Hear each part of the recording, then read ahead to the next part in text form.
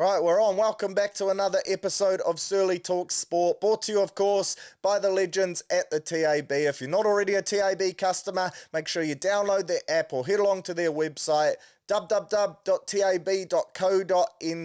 Plenty of power plays, promo options, and boosts galore to sink your teeth into ahead of what should be a massive weekend. You got the UFC, the Rugby League, Super Rugby, Game of the Year so far, the Masters Golf. Options are plenty if you do want to have a little Carmichael punt this weekend. As always, she's 18 plus, and please gamble responsibly. Huge weekend just been for me. Warriors 13 plus, Northcote get the dub as well. And then after that, we ripped into our wine and cheese night. Big fizz for the lads, gotta say wine. Shit, does it give you one of the worst hangovers going round. Deleted a bottle of rosé and really paid the price for it on my Sunday morning. Feed up, Domino's, Uber Eats type of operation. But hey, I've bounced back bigger than ever and looking forward to ripping in again this week. Plenty of sport to sink the teeth into, plenty of talking points that were presented over last week and this week as well. Was in at Warriors HQ earlier on in the week recording an episode of One Take with Monty Beetham. By the time you're listening to this, that should have dropped, so hopefully you've checked it out already. If you haven't, wrap your eardrums around that. She's a great little review of the Bunnies game and a preview for this week, as well as just some general footy chat on the NRL comp so far this year. George Sport, that'll drop tomorrow too. Really appreciate everyone who's been firing through the feedback from that, saying they're loving listening to me, Tammy, and Lee all chew the fat on your Friday morning. So get amongst that one. And speaking of sport, actually dusting off the golf clubs myself today, getting out to Pupuki again with the great man Tammy Davis. So can't wait to get out there and have a cheeky little hack. But without further ado, plenty to get through, so let's get into it. It was another tough week to be a physio in the NRL. Injuries and HIAs galore. That Bulldogs vs Roosters game alone took out at least a handful of big names. Shit, was that one brutal. In terms of the biggest talking points, you have to say the biggest win of last weekend was Manly getting the dub over the Panthers. Put on a clinic to celebrate old Daly Cherry Evans' 310th game. He overtakes Cliffy Lyons as the most capped ever Manly gull, and you have to say he's playing some of his best code as well. Put on a clinic in that huge win from them. Didn't see that one coming. One of the great knock-ons, which led to a try to young Kohler. Shit, can he fly? Not quite sure what the bunker saw there. That's been a knock-on every day of the week for as long as I can remember in rugby league. But a huge dub there for the Gulls, and they'll head over to New Zealand this week. Confident, but I can't wait for us to wipe that smirk off their face. The Doggies, like I touched on before, a brutal game against the Chooks. She was pissing down in Sydney, flooding. There was almost talks of the game not even being held, but the Dogs got up for it and they got the win, celebrating, I think it was that 2004 championship side as well. Hissing kit, they ran out the old Heritage jersey and the boys got the job done. That knockout to James Tedesco, that's got to be right up there with some of the most brutal I've ever seen. Viliami Kikau just flying down the flank. Shit, did he have a good game for the Dogs? Probably his best in that Bulldogs jersey as well. But that was brutal. Teddy was well and truly out like a light. Shout out to Matty Burden as well. Believe he scored a hat-trick. Probably his strongest performance too. And I think he looked his best once they shifted him out into the centres late. I think that's where they should be playing him week in and week out. But well done to the Dogs. The Raiders, they piled on the points against Parramatta. Brad Arthur, he must be one of those coaches that's really starting to look over his shoulders, because surely the pressure is piling on for him. A tough day at the office. Ricky Stewart's lads well and truly responded off the back of their disappointing performance the week before. And shit, did the Green Machine look good. And shout out to the Dolphins as well, who bet a tough Tigers side to remain at the top of the ladder. And saying that, it is a pretty false first though, in my humble opinion. When you look at the games they've won, they got towed up by the Cowboys, but then they've beaten St. George, the Tigers, and the Titans. You could argue three of the potentially bottom 4 to bottom 6 teams in the competition. So Redcliffe certainly making the most of their easier start to the season draw-wise. But hey, you can only beat who's put in front of you. So well done to Wayne Bennett's boys. In terms of your other talking points, Latrell Mitchell and the Bunnies, well and truly at sea. And we'll touch on the Warriors' performance soon because I think that just added to the hurt how good and how clinical we were. But Latrell Mitchell, absolute dog shot across the throat there to Shawnee Johnson. And then that completely unnecessary leg lift tackle on Tohu Harris, our skipper, as well. Add to that, every time we crossed the chalk and Latrell was involved in the tackle on the goal line, he's just riding players around the neck, always got them in a headlock, or he's doing something grubby in the in goal that's completely unnecessary. Me, myself, I really want to love Trell. Of course, I'm a New South Wales supporter. He's been great for us in years gone by. He's one of the most talented players in the game too, and I do think a lot of times in the past he's copped some unwarranted shit that I don't think he has deserved, but this year looks like he's semi-lost the plot. You can tell the pressure is really getting to his head. That raised elbow on SJ, saw Brandon Smith and James Graham kind of try to defend it and say that he was just wanting to fend him off, but it was too late. For me, he knew what he was doing there. He instantly regretted it, but I think it was an instant reaction, elbow to the throat, and he was bloody lucky not to go off for 10 of the best. I see he's got 3 weeks since, and that's probably the best possible thing for Latrell. He can go away from the game, get out of that Bunnies environment for a week or two, and look to come back a totally different player. He's a heck of a footballer when he's on song, and he's got his mental side of his game locked down as well, so fingers crossed that is in his future. He's a heck of a talent, and I would hate to see him waste it. The Bunnies, geez, are they in some massive trouble. Lots of talk now that Jason Demetrio, this will be his last week at the helm. Wayne Bennett rumoured to be coming in for next year. Of course, he's coaching at the Finns at the moment, but his contract expires at the end of 2024. He's been at Souths before. He runs a great cutter there, and you'd have to think he's the guy that could come in, clear decks, and get them back on track for the future. Possibly bring back Sam Burgess as well, because it turns out everything he said about that Souths environment last year when they sacked him was well and truly on point. Also makes Josh Mansour look like a bit of a genius, because everything he talked about is playing out in front of our eyes as well. But Demetrio, you'd have to think if they lose to the Sharkies this week, then they've got the bye. Seems like the perfect time to get rid of a coach. Use that bye week to put someone in that temporary role, and then try turn around your fortunes. Post the bye, they got the Storm and the Panthers as well, so it doesn't get any easier for Souths. And a pretty crazy move, I see they've dropped Damien Cook this weekend from the 17, who, in my humble opinion,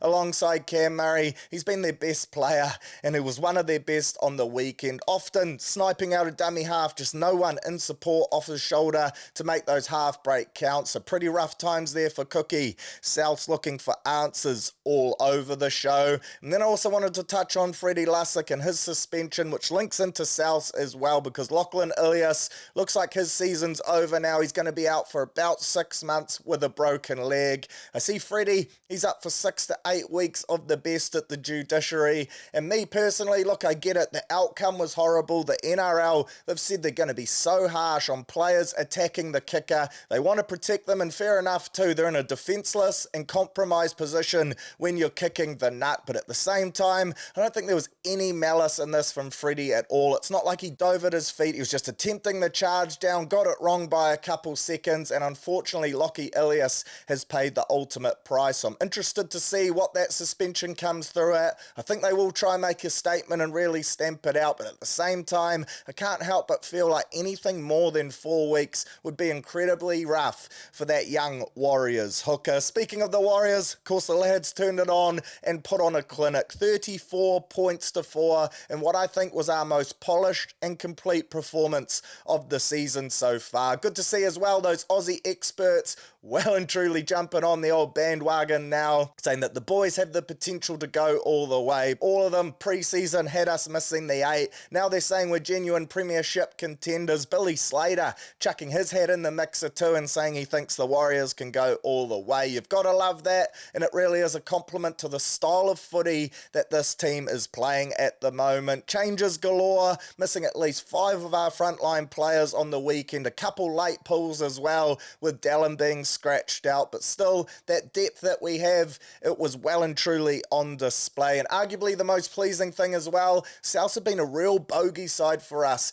in recent history. I believe we'd lost the last 8 to them on the bounce, so to go over there to their home stadium and put 30 odd points past them was a massive shift from us. Attack-wise, we were so dangerous. Defensively, we kept our high standards that we have set this year. We're conceding the least amount of points in the competition, averaging 14.4 points per game. And the most pleasing aspect for me, I think we saw last year a massive improvement in our goal line defense, but this year we're seeing that we're implementing that improvement all across the park. There were times on the weekend, particularly on an edge, where they would have us beat, but our scramble was massive. Consistently, if teams are making half breaks, we're getting 3 or 4 guys back, corner flagging, we're getting back in numbers to help out our fullback and help nullify any threats. For Souths, a team with a lethal attacking weapons, Jackie Wyden, Cody Walker, Colin Matangi, they may not be playing their best football at the moment, but there's still so much attacking prowess in that team,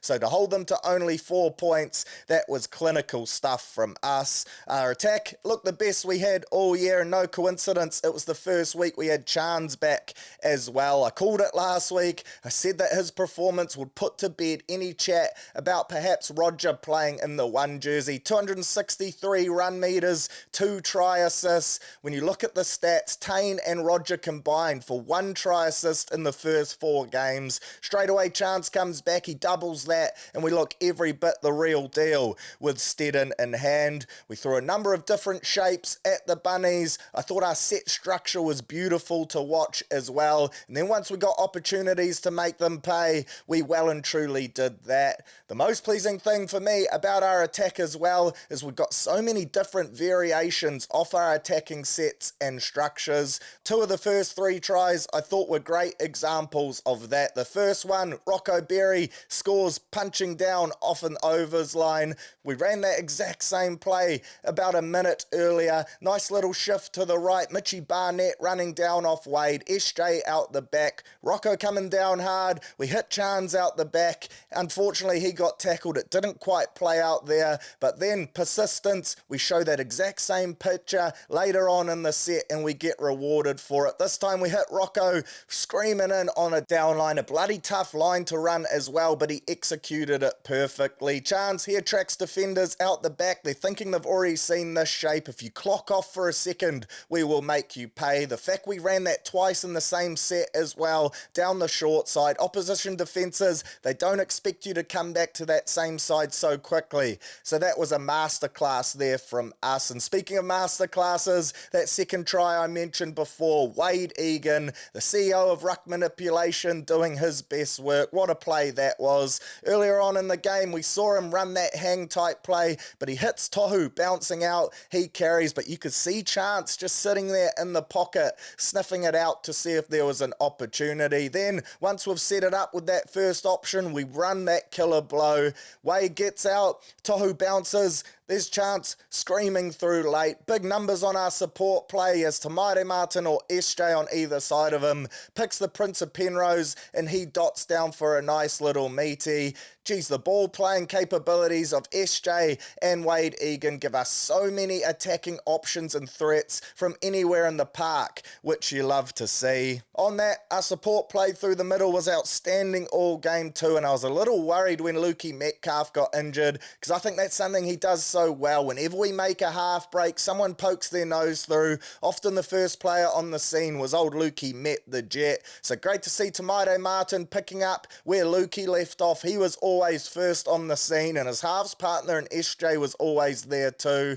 Those are true effort plays. You've got to push up and support, turn those half chances into 4 points. So well done to the lads. Overall, so many standout players from this one. Wade, geez, the State of Origin talk has come thick and and fast for him, and I'd love to say called it back in the second episode of One Take earlier on in the year. I said he was my smoky to go on and play for New South Wales in Origin. Andrew Webster, he backed that up in the post-game presser as well. Imagine a combo of him and Api Kotesau wearing the sky blue. Shit, would that be deadly, but how good is Wade Egan? There simply aren't words that can describe it. See, he's free to negotiate with other clubs come November this year. Of course, he is signed for next year, but that is the way that NRL contracts work. So fingers crossed Webby and Co can lock him up long term, pay the bloke everything he wants because he's worth every cent. SJ, another vintage performance from him. 2 meaties, kicking game on point. Whenever we had the ball, we were going 55 to 60 metres per set. Momentum was massive through the middle. And then you had Shawnee just putting those nudges on a string. Souths were constantly starting their sets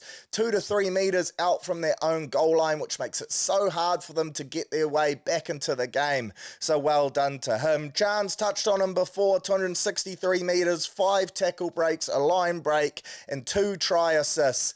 What a clinic from our number one. Rocco Berry, again, outstanding. He is well and truly becoming one of the best centres in our game. Wouldn't be surprised to see him wear a Kiwis jersey later on in the year as well. Of course, he ripped up for New Zealand A last year. Defensively, he's safe as houses. On attack, runs down lines better than almost anyone. Plus, he's got that ball playing ability with some silky hands as well. And he's good in the air too. Old bootlaces Berry. Tamaire Martin, welcome back, son. What a performance from him. Clearly no drop off when Lukey got injured. T wanted to make a statement and he did that. That last try he scored as well, summarised that too. Couple nice whacks, a goosey, and in he goes. Almost rolled the clock back to a young Tamaire the way he was trucking the stead in. Adam Pompey wanted to give him a shout out as well. Another of those late inclusions, but I thought he played his role perfectly. Off scrums, we're going straight to him. He's got bloody good feet too. Very underrated. He'd set us up on that 15-metre channel and get our set started expertly.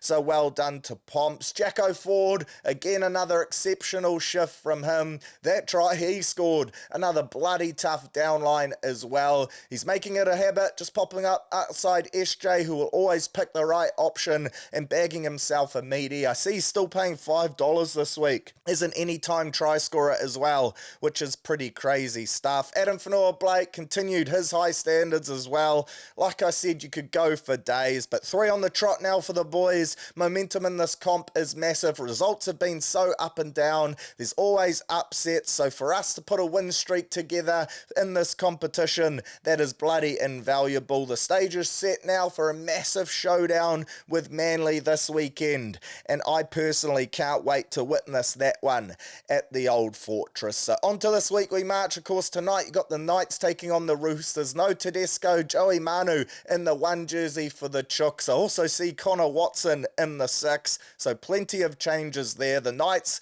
they'll like their chances at home. No Frizzell for them, but they do welcome back a couple bodies too, so they'll be licking their lips with the Roosters having lost their last 2 games. Disappointing losses too, to an understrength Panthers and then the Doggies, so maybe they are right for the picking. Storm taking on the Bulldogs. Interested to see how Stephen Crichton goes in the 1 jersey for the Doggies, because a lot of chat out of the preseason from Dogs fans was that Critter should be playing in the fullback role. Storm, Nelson Asafa-Solomona named on an extended bench with Joey Chan. Really keen to see if Nelson comes into the 17. Fingers crossed he doesn't as a Warriors fan, because I think it was about 2 months ago now where I said maybe Nelson could be a possibility to come to New Zealand, as Bellamy wasn't happy with the condition he was in at pre-season. I'd love for that streak to continue of him playing reserve grade, because that'll just get him even more disgruntled, and then maybe we bag him as a replacement for Adam Fanua-Blake. But I'll be back in the Storm there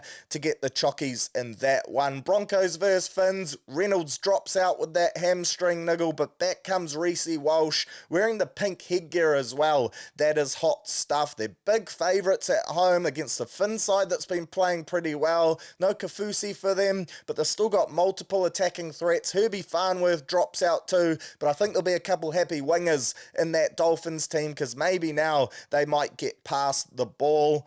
Eels versus Cowboys, that'll be an interesting one. Eels got absolutely pumped. Cowboys looking pretty sharp, so I think there'll be some points there. Rabbitohs versus Sharks, the Bunnies just need to show up in some way, shape or form. Sharkies fresh off a bye, so I'll be tipping them to be too strong. I am keen to see how young Jai Gray goes though in the one jersey. Blokes over the ditch in Aussie and out of South's camps, they got massive raps on him, so keen to see how the young gun rips in. Tigers versus Dragons, that should be a good one. Two teams that I had earlier in the year fighting for the wooden spoon bowl. It is, of course, a DMC clash as well, and in years gone by, this would have been a poo slinger, but I'm actually excited to watch this game. Been enjoying watching the Tigers play, and the Dragons have already shown they'll roll over to no side in 2024. Final game of the round, Raiders taking on the Titans. Can't see the Green Machine struggling in that one. I'm predicting a cricket score for Ricky Stewart's boys,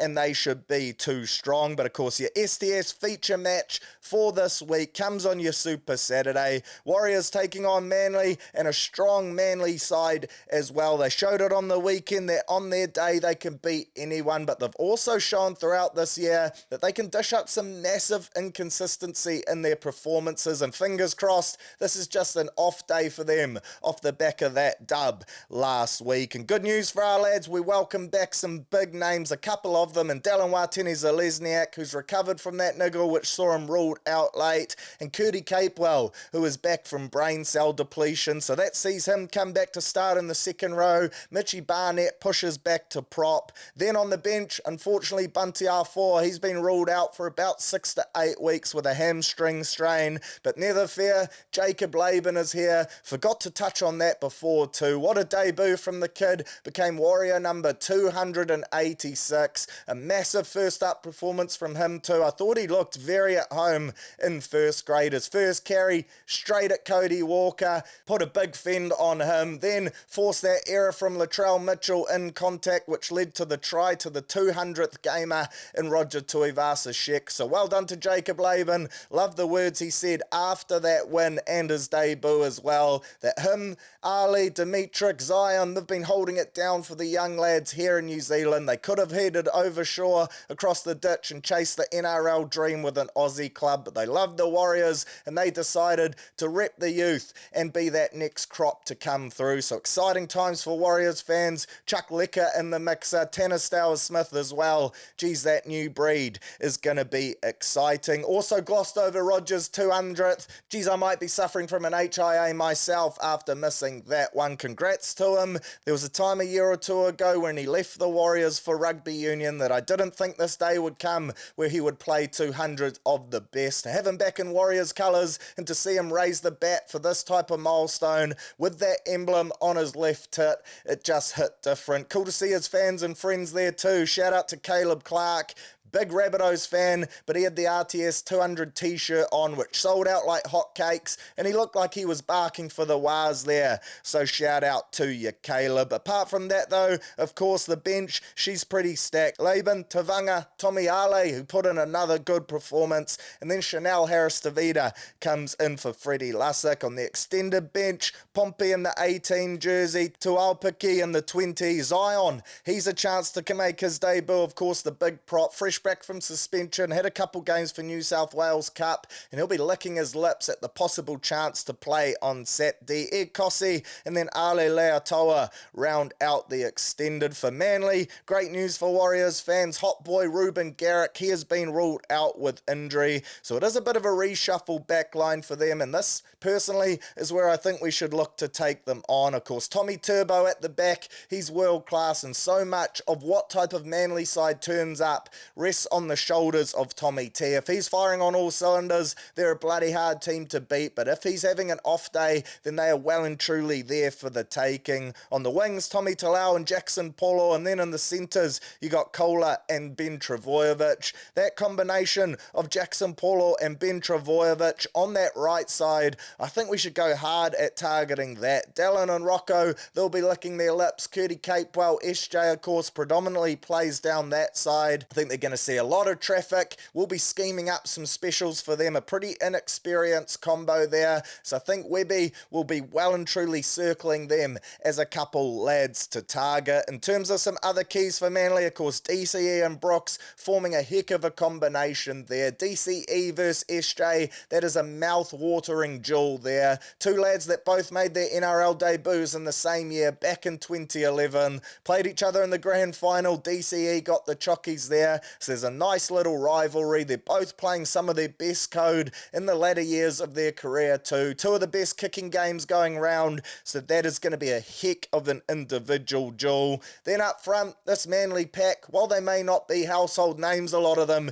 geez, have they been delivering. Big Taniela Paseka and Josh Aloiai, pretty handy propping duo. Of course, we all know Jake Travojevic and Hamole Olakauatu, two bruisers. Jake will chop ya, Hamole will hit you hard up top, and he's a heck of a ball runner, so we're going to have to be eyes up for the threat that he possesses. Then off the bench, one Nathan Brown has possibly been one of the best buys of the season. He adds massive impact for them off the Remu. It's a real shame we don't have Dylan Walker again this week, because I think he could be the exact type of player that could nullify Brownie's impact. So Jazz and Tommy Ale in particular are going to have a big task there of matching the fizz that Brownie brings from the middle, shutting him down, and he's a bloke that you can rattle too. If you can get in his head, he can go the opposite way, get over aggressive and cost his team some points. So fingers crossed that's the Nathan Brown that we get dished up on Saturday arvo. Overall, I just see us continuing that momentum from last week. I actually watched a bit of training on Tuesday after recording an episode of One Take. I've got to say, the Warriors, shit, we look to be a happy squad. The amount of chahoos I heard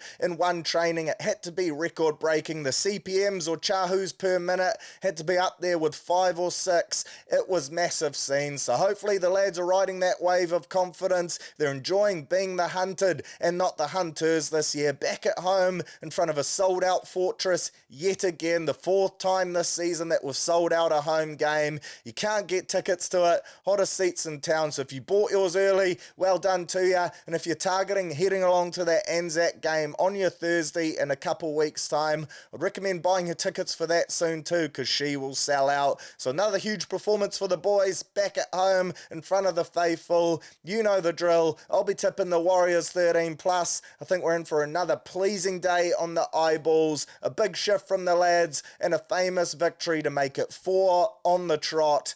How good would that be?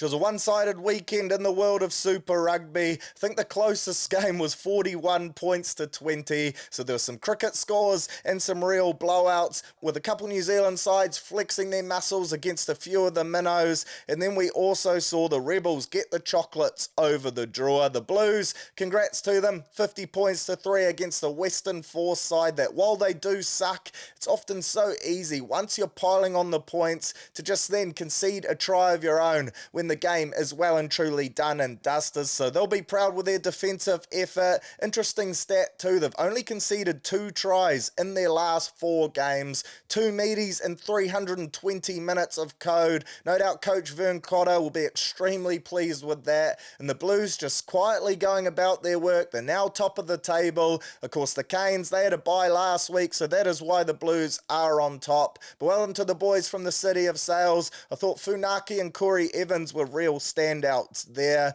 Rebels, 41 points to 20. They got the dub over the draw. The draw, they led 20 points to 8 just before Oranges, but then lost the plot in the second half and cost me my multi as well. 2 reds and a yellow. The Rebels kept their cool and just proved to be too good. Shout out to the Rebels as well. Off field, that organisation is a shit show. Bankruptcy, not even paying some of their players at times. It doesn't look like they're going to be in the comp next year, but they've been quietly going about their work on the field, and they now sit in 5th on the ladder, the second best Aussie side behind the Brumbies. You almost wouldn't notice them unless you looked at the points table to see how well they were tracking. So well done to the lads from Melbourne. 11, just going about their work and racking up some dubs. The Chiefs, 68 points to 12 victors against Moana Pacifica to bounce back from that embarrassing loss against the Crusaders. A hat-trick to Amoni Narawa. That was great scenes to see him just flying down the wing. Of course, returning from that injury which ruled him out of the World Cup. He looks like he's finding his form again. Damian McKenzie, a clinic from him, 9 from 10 off the rubber,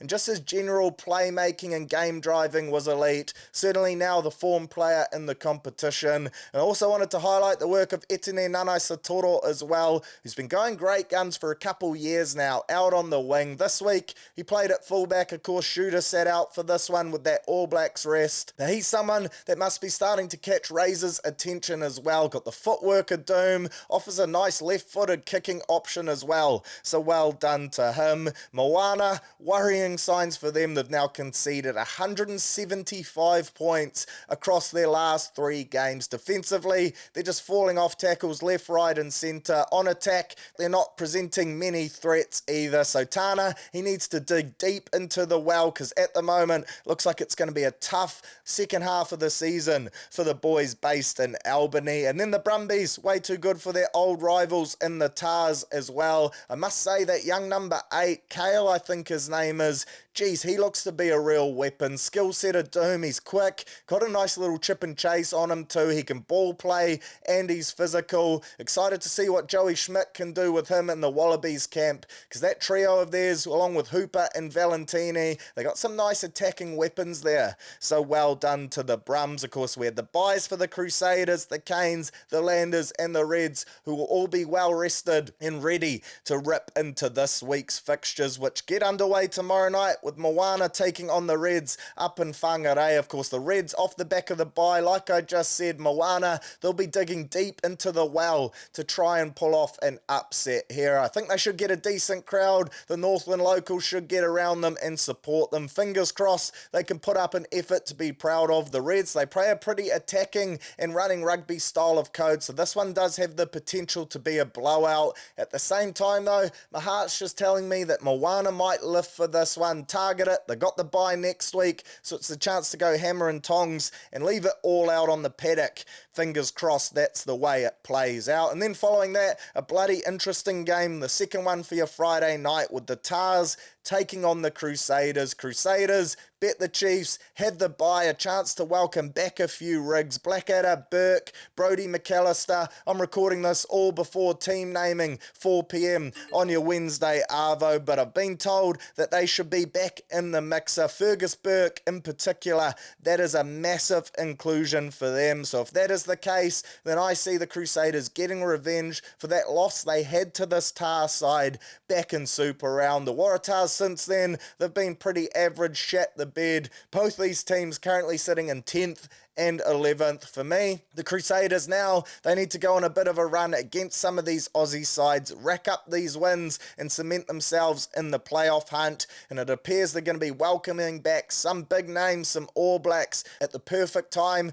to turn their season around. So I have a feeling the lads from Christchurch are well and truly going to get the chockies here. Super Saturday, game of the round. How good is this? You get to go Warriors at 5 o'clock, into the Canes versus the Chiefs at 7:05 p.m. What a game this is going to be. I do note the Chiefs go in favourites despite this game being in Wellington and the Canes being undefeated. Clearly the bookies, they think that Roy Guard's absence is going to be the determining factor there. But in TJ Perenara, the Hurricanes have a more than capable replacement, extremely experienced, and I thought he's been looking in bloody good form at the moment off the remove for them too.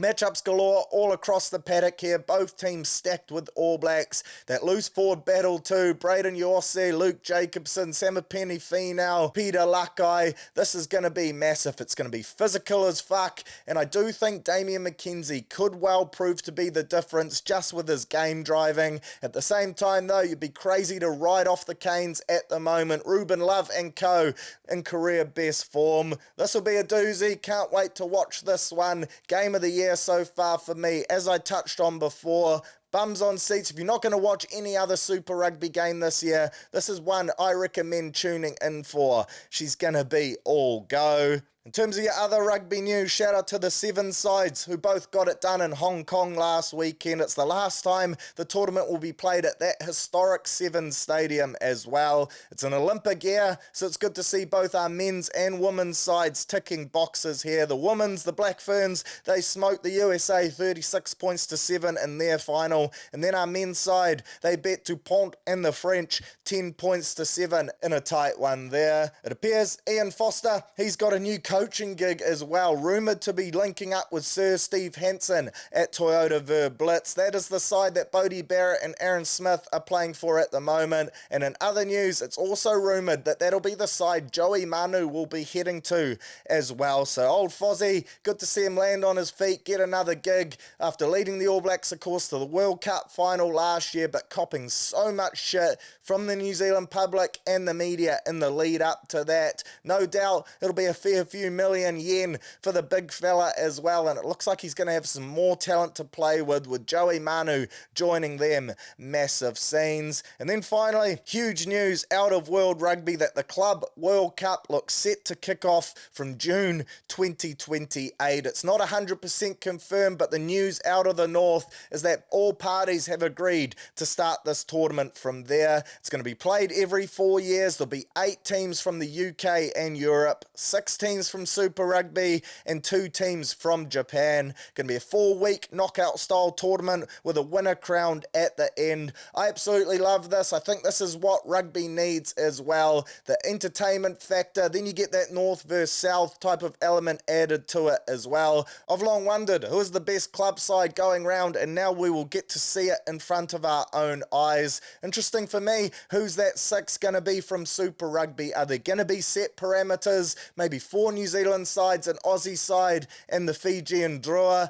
Could it be 5 New Zealand sides and 1 Aussie side, or a 4-2 Aussie split? Who knows? Plenty to go into there. Me personally, I'd like to see it just the best 6 teams from the competition that year go through. Adds a bit more competition to the Super Rugby Pacific draw as well. It means that everyone's pushing to make that top 6, but I'm interested to see how it plays out. Also did note, no MLR sides in this comp in its inaugural year, so a bit of a blow there for American rugby, but overall, can't wait to see this tournament kick off and bring on 2028. She should be a barnstormer. Weekly wrap time now, and good news for Test cricket fans here in New Zealand. The English are coming. We're going to have baseball on our shores, and best of all, it's a 3-test series. None of this 2-test series shit.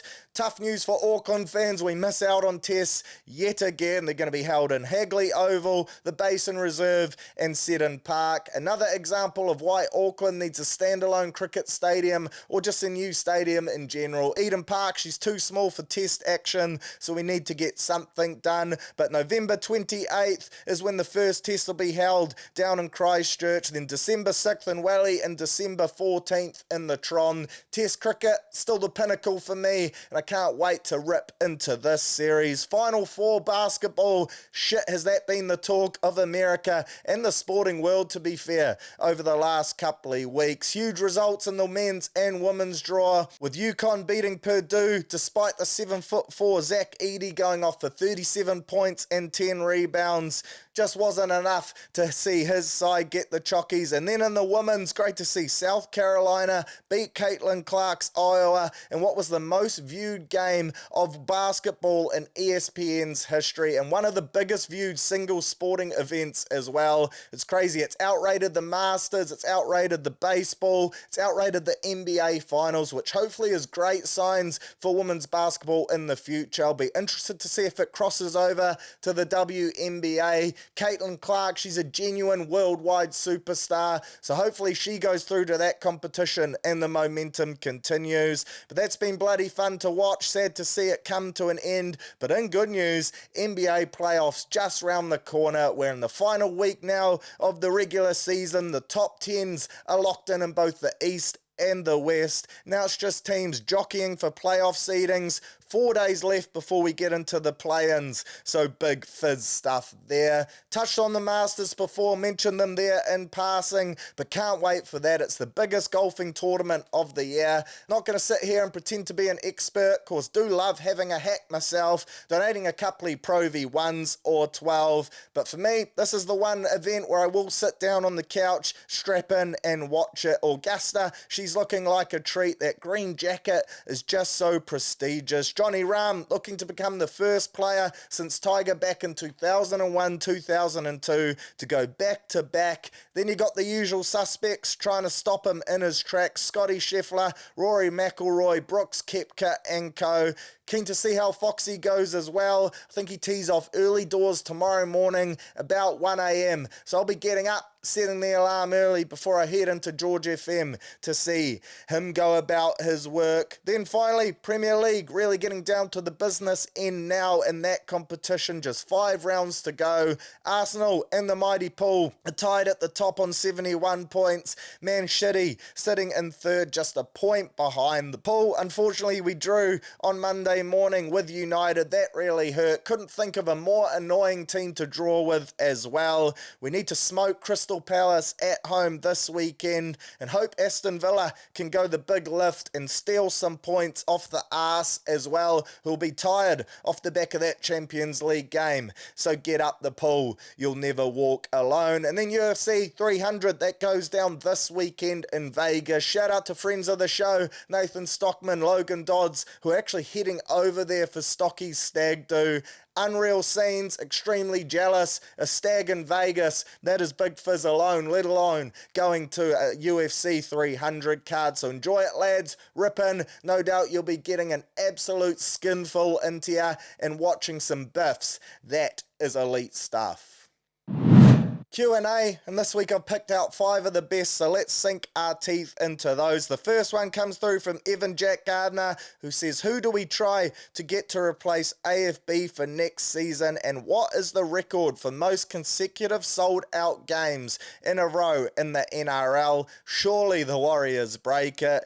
Great questions there, Evan, mate. Who do we try to get to replace AFB? I've been chucking up a few candidates over the last month or so. I still think at the top of the list in terms of probability, if this streak continues where he plays reserve grade, as I touched on before, I think Nelson would be a great shout for us. He's a big body, he's physical, he's skillful as well. He's a Kiwi lad, Welly born of course, so perhaps the lure of coming back home to a Warriors side that is playing some great code might be very appealing to him. Adam, he's going to be a massive loss for us. I think everyone expected him to drop off this year with the fact that he was leaving last year. I was telling you all along not to fall into that trap. AFB is well and truly committed and he wants to leave the club with a premiership. Been playing some of his best footy, relentless, just rolling teams through the middle. So he's going to be a huge loss for us next year, but I think if we could pick up a Nelson, then that would be a great replacement. Other names I've floated,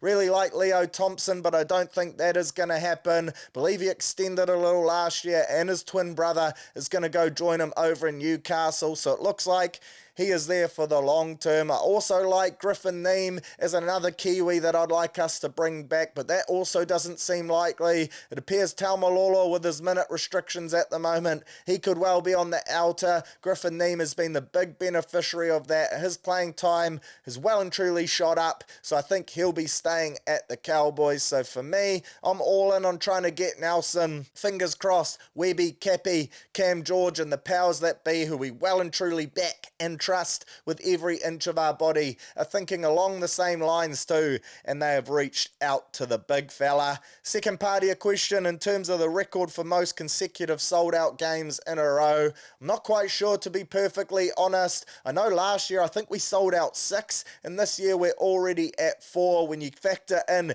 that Christchurch game as well, so we're going to well and truly go past that. Anzac Day, she's already almost sold out. Broncos game, I believe, is pretty much sold out as well. So that would get us to that 6 mark. We're going to fly past that. Warriors fans at the moment just all over it, loving it at Mount Smart, and I think that deal too, when they win $10 tickets the next day for the next 24 hours. In today's economic climate, it's bloody hard to find something that provides as much value as the Wars do for $10 or less. So snap those tickets up too after a famous dub this weekend. You well and truly won't regret it. In terms of your other questions, Jay Andrew says, who is your dark horse this year? I'm assuming you mean for the NRL, mate, and to be fair, it's bloody hard to tip one out at the moment. Everything's been so up and down. One week you like a side, you think, geez, they're playing some great footy. The next week they get tripped up. For me at the moment, there's a little bracket there of a top 4 that's really establishing themselves,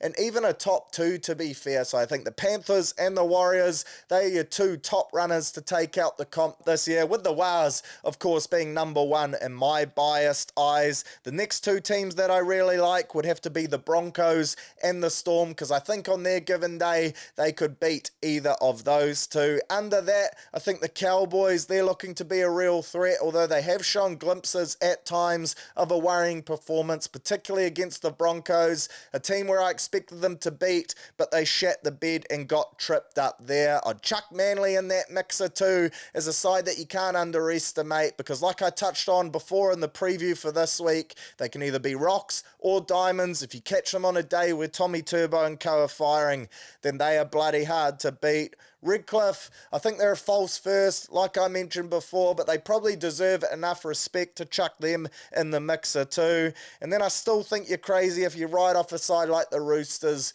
When they're healthy, so many attacking threats. They've been a real roller coaster so far, but come finals footy, that's often when they play their best code. So you'd have to pencil them in. Sharks, Raiders, probably rounding out your top 8 too, but I don't see them as genuine threats. So to answer your question, I think there's a real top 4 there, which you could chuck down as premiership contenders. Then you could chuck in the Cows and Manly in that mixer too. But apart from that, there's a real gap at the moment. And teams in the past, like the Eels, who have been threats, they just don't look like they are going to be relevant. So far anyway, in 2024. But a great question there, mate. Your next one comes through from Taylor, who says NBA award predictions. And of course, with the regular season wrapping up, that is where you dish out your awards, your MVPs and whatnot. For me, I think the Joker gets it again. Another quality season from him, and while it's the boring option, I think it is the one they will take. Me personally,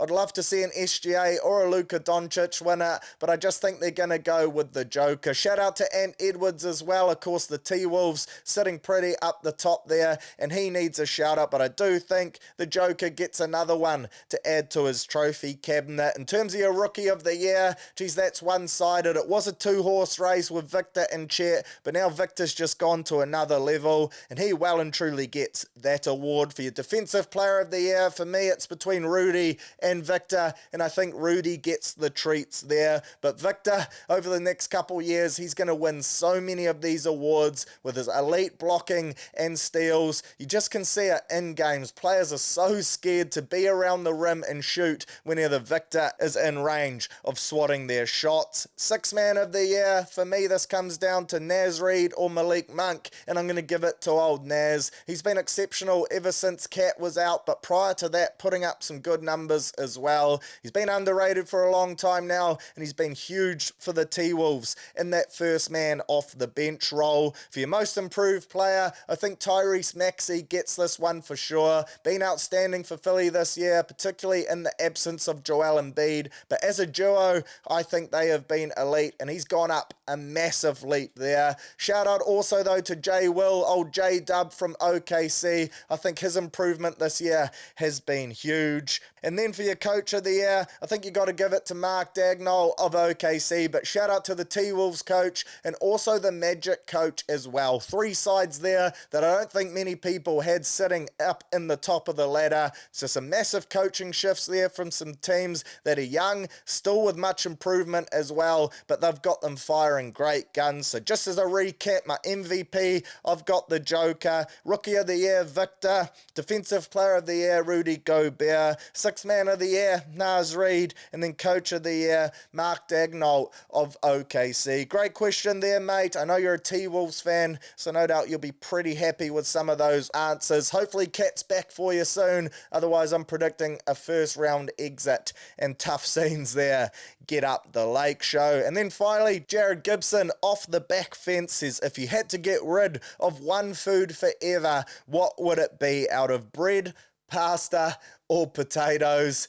Shit, tough question there. To be honest, I'm not afraid of a carb. Love me all three of those options, but if I had to, I think I'd definitely keep bread. It's so versatile. Have it for brekkie, just your straight up toast with some peanut butter on it. Always goes great guns. You got bread in your burgers as well. If you want to get technical, you got bread, toasted Sammys. It's just good for so many different options, so you got to have that in the mixer. I think that's the first one that you'd put a tick by. Then it comes down to pasta or potatoes. I'm a massive fan of the French fry, and I'm also a fan of the potato chip. So I'd be fucking off pasta, which does hurt to say. Love a lasagna, love a spag bowl, but out of the three, that's got to be the one to go. Be interested to hear your guys' choices though, so make sure you fire them through. And as always, really appreciate everyone's questions. She's always the most popular segment, the old Q&A, and bloody good to hear from a few long-time listeners, first-time question askers this week as well. Great stuff there.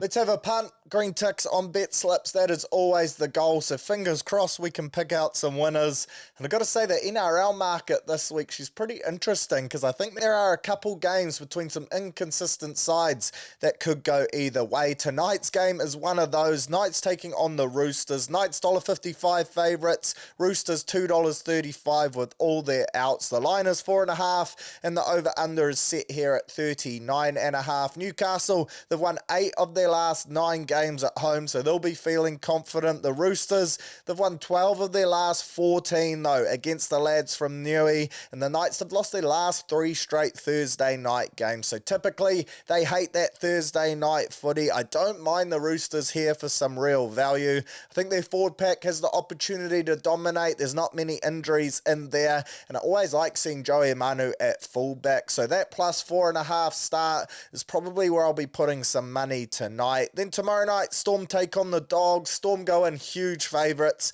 $1.12, and deservedly so. The Doggies, they have all sorts going on, as I touched on in the injury department. The Storm, they've won 7 of their last 8 games against the Dogs. The Dogs have only won 1 of their last 10 away games, and the Storm, they've won their last 12 straight at home. Ryan Papenhuyzen, he scored 48 points in his last 2 games against the Dogs. Fingers crossed he can pile on the points again tonight. That would be great for my fantasy as well. So I'm going to go Storm here into Pappy anytime, hopefully for a couple of easy green ticks. Broncos versus Finns, another Queensland derby. Seems like we're getting dish them up every week at the moment. Broncos $1.35 favourites, Finns $3.10, which I'm still a little surprised at. The line as well is 8.5 points. Of course, no Reynolds, Walshy returns, but it's still far from full strength lineup. No Payne Haas or Piakura either. Of course, no Finn Diesel for Dolphins, as well as Herbie Farnworth too, so 2 strike options gone for them. Each of the Dolphins' last 6 games have gone the under total match points. It's set at 45.5 in this one, so maybe that's a good option. The Hammer, he scored 5 tries in his last 3 games, and Jesse Arthurs has scored a try in 4 straight for the Broncos. So I'm just going to play her safe here, take the result out of this one, go the unders of 45.5, and Jesse Arthurs of ex-Warriors fame, the Coromandel kid, to dot down. Warriors versus Manly, strap-in, absolute doozy. Warriors $1.49, Manly $2.55. The line is 6.5 rugby league points, and the total points are set at 41.5. The Warriors, great news. We've won 6 of our last 7 at Go Media. Manly, they haven't won here since 2017. Dallin Watene-Zelezniak, he scored 9 tries in his last 9 home games, but Tommy Turbo, he scored 9 in his last 8 against the Wars. Interesting to note as well, 10 of the last 11 games between Manly and the Warriors have gone the over total match points, 41.5. That's not a lot. There is expected to be a bit of light drizzle, but I don't think points will be that hard to come by for us anyway. Best D in the comp, but I think we're going to score plenty. So I got the Warriors head to head. I got Warriors 13 plus. You already know the drill there, but that is purely with my heart, and I'll have that on every week. For your try scorers, Jackson Ford still paying $5. He's our top try scorer this year. That's pretty crazy scenes. Adam Fanua Blake, it's only a matter of time too before the big fella dots. So I like that right edge though, up against Burbo and Jackson Bolo like I touched on. You got Rocco Berry paying $3.40, Dallin $1.83. You can chuck him in already for a tick. And then I don't mind Chance sweeping out the back for a bit of extra value as well at $3. Para vs Cows, Para $2.28, Cowboys $1.60. Eels have won 9 of their last 12 home games and their last 7 straight against teams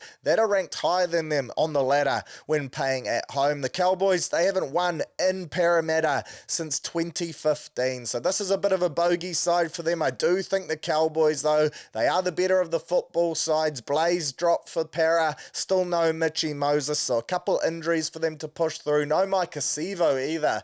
He got the axe. So I like the Cowboys here to get the chockies and continue to pile on the hurt for Para. Bunnies versus Sharkies. Your final on the Super Sunday, you got the Bunnies who are all at sea, the Sharkies who are fresh off that bye. Sharks $1.35 favourites, Bunnies paying $3.10. The Rabbitohs, they've won their last 7 straight against the Sharks at a core stadium. They have failed to cover the line though in their last 12 matches. In their form this year, they've won 5 of their last 20 games. So that first stat, they typically win against the Sharks, but I don't think that is going to happen this year. Your Sharkies wingers, they're good options for your try scorers here. Ronaldo Mulatalo, he scored 10 tries in his last 10 games, and Sione Katoa, he has scored 5 tries in his last 4 against the Bunnies. So same game claim for me is the way to go here. You go the Sharkies to win, and then Katoa and Ronaldo to both dot down for meaties. Tigers versus Drags, 2 teams I had playing off for the spoon, but they're both defying odds so far, punching well above their weight, and I think this should be an interesting game to watch. Tigers favourites at home,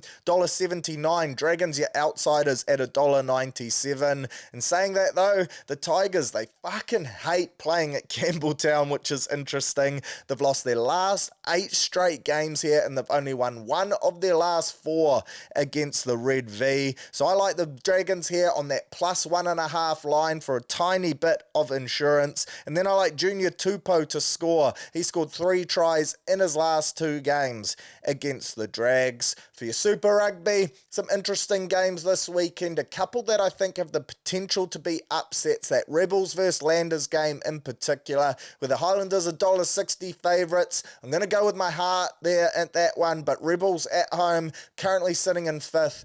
It should be a bloody good game. The first one though, Reds versus Moana. Unfortunately, I think the Reds will get the bickies there. Crusaders versus the Tars. Loving the Cruisers in that one for redemption. The Canes versus the Chiefs. Shit, that's going to be a good game. I like that either team to win by 7.5 or less try bet option. I also like the Canes on that home point start of plus 7.5. I'll be rooting for the Chiefs, and I think they could get it done, but that gives you the insurance of it being a tight win for the Chiefs or a win for the Canes. $1.47, a good option there. And then I've gone the Landers over the Rebels as well. Like I mentioned, approach with caution there though. If you multi those 4 results up though, that gets you $3.60 of the best. Under that oval ball mega multi buster promo, if it misses by 1, you'll get your money back there. For the golf, the Masters, there's options galore, so make sure you go to the Masters page on your app or on the TAB website. For your outright winner market, I've picked out 3 I really like. Johnny Rahm paying 13s, Hideki, who's in great form at the moment, playing 17s, scenes. And then I got to have Brooksy. There's going to be one Brooksy who wins this weekend. It's not going to be Luke Brooks. It is going to be Brooks Koepka, paying $20. Shout out to the great man Foxy, of course, flying the flag for the Kiwis, son of Grant, paying $201. You got to love that. There is a boost though if you want to get on him to be the top placing Australasian, paying $10. I'll be jumping on that purely as a Patriot bet because I have to have a flutter on the great man. For your top 10 bets as well, I like Brooksy there at $3. I think that one could be a bit of a lock. For your UFC 300, some big names on this card, despite many people being disappointed. I think everyone wanted Izzy or Conor McGregor as the headlines for this one, but it's pretty stacked with talent right through from the early prelims. You got names like Cody Garbrandt, Holly Holm, Aljamain Sterling, all fighting. And then in your main fights, you got some pretty good biffs as well. For your main card, I'll be jumping on the 3 favourites to get the chockies. I think Gaethje will be too strong for Max in that BMF fight. I think Zhang Weili will beat Yan by KO or TKO. And I also think Pereira will knock out Hill, who's a bloody tough customer. He showed it in his last fight, but if he brings in that same tactics of just trying to stand and bang with Pereira, then I think he could be in a world of trouble. There's that UFC Mega Multi-Buster available for that card too. So 4+ legs, missed by 1, bonus back. Get around it. For your A-League, I'm loving the Phoenix at home. They're taking on the Melbourne Victory. I think the Knicks get this one done, paying $3.30 for the win. Underdogs at home. The TAB, they never seem to learn their lesson. I'll be jumping on the double chance option here for a little bit of insurance. Phoenix get the win or the draw. $1.67. Say Lessie Ray Arcee for my best bet of the week. 8 from 10 now on these. It's pretty much free money, so get around it. It's getting ridiculous. Last week, I had the Warriors into the Storm paying $2.57, 2.5 times your money, you beauty. This week, I'm going the Warriors into that Phoenix win or draw option. Multi those up, $2.48. How good is that? Then for your Magic multi, this is where I get Larry. Last week I had the Chiefs 13+, Phoenix to win or draw, and Dallin anytime. Unfortunately, the Phoenix lost. Dallin got scratched as well, so that was a tough scenes. 4 from 9 in that world now. This week, look, still going Ivan Leary, because that's what we do in the old Magic multi. Got the Warriors to cover the line, -6.5. Pereira with the KO, TKO, and then the Chiefs 1 to 12, $12.55 of the best. How good is that?